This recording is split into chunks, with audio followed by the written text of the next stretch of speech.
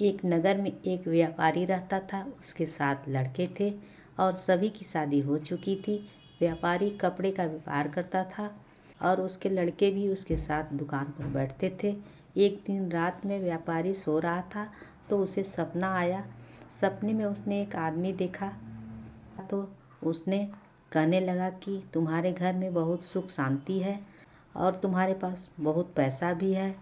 अब मैं तुम्हारे घर आने वाला हूँ। इससे तुम्हारे घर में धीरे धीरे पैसा खत्म हो जाएगा और लड़ाई झगड़े शुरू हो जाएंगे। व्यापारी ने कहा, तुम कुछ भी कर लो पर कभी भी मेरे घर में लड़ाई नहीं हो सकती। अगले दिन सुबह व्यापारी उठा और रोज की तरह नहा धोआ कर दुकान चला गया। उसके लड़के भी उसके साथ चले गए। उस दिन उसकी पत्नी और बेटों की पत्नियों ने खाना बनाया। खाने में उन्होंने दाल बनाई। सबसे पहले तो बड़ी बहू ने नमक डाल दिया और धीरे धीरे करके सभी ने नमक डाल दिया कि पता नहीं किसी ने डाला है या नहीं। इस तरह दाल में कम से कम आधा से ज़्यादा नमक हो गया। जब शाम को व्यापारी और उसके बेटे वापस आए और खाना खाने के लिए बैठे थे, दाल में आधे से ज़्यादा नमक था। पर सबसे पहले व्यापारी खाना खाकर उठ गया और उसके बेटों ने पूछा कि पिताजी ने खाना खा लिया है? तो उसकी माँ ने कहा हाँ।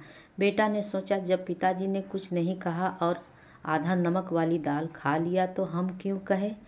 धीरे धीरे सभी आधा नमक वाली दाल खाकर उठ गए। जब घर की औरतें बैठी और खाना खाने लगी तो सोची कि सब लोग बिना कुछ कहे ही खाना खा गए तो हम क्यों नहीं खा सकते हैं। इस तरह व्यापारी और उसके परिवार में बिना लड़ाई झगड़े किए आधा नमक वाली दाल खा लिया और किसी ने कुछ नहीं कहा। यह सब कुछ घर में लड़ाई झगड़ा कराने के लिए ही कराया था।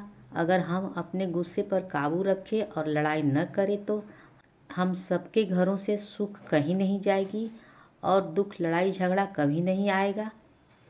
व्यापारी और उसका परिवार सहनशील और आपस में मिलजुल कर रहते थे, इसलिए उनमें से किसी ने लड़ाई नहीं की। उसी रात को फिर व्यापारी को सपना आया और सपने में वही आदमी दिखाई दिया। उसने कहा, मैं तो थक गया। मैंने तुम्हारे घर में लड़ाई करवाने के लिए सब कुछ किया था पर तुम्हारे घर में लोग तो किसी से लड़ते नहीं हैं, इसलिए तुम्हारे घर में सुख शांति हमेशा बनी रहेगी। सुखी परिवार वो होता है जिसमें शांति से आप रहते हैं, एक साथ बात कर सकते हैं, उनकी समस्या सुन सकते हैं, उनकी समस्याओं को दूर कर सकते हैं, विचार कर सकते हैं। यही सुखी परिवार होता है।